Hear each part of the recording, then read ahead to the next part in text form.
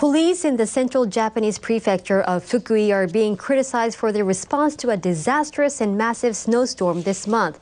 At least 12 people died and more than 100 were injured.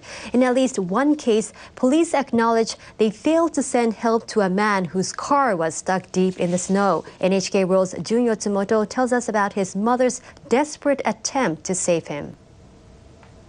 This is the last thing one mother in Fukui ever heard from her son. She wants to share their story, but protect their identities.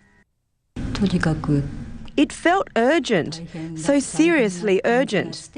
I told him I'm calling the police too, so I did, so many times.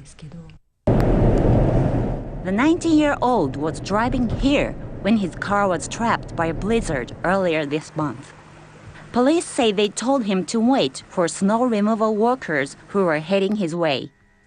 He told his mother how cold he was as he waited, in vain.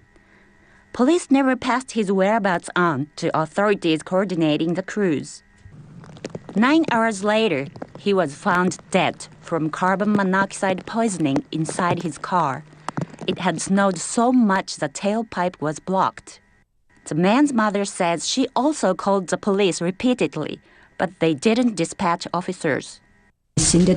More than once, I asked, what if my son dies? The police acknowledged they got at least 3 calls from the mother. They say they told her to contact the Prefectural Disaster Task Force and didn't consider her calls urgent because they thought she was simply asking for snow to be removed from around the car. Despite that, they also say they'd confirmed her son had switched off his engine. Maybe they got a lot of calls from others too, but I wish they'd paid attention and responded to each one carefully.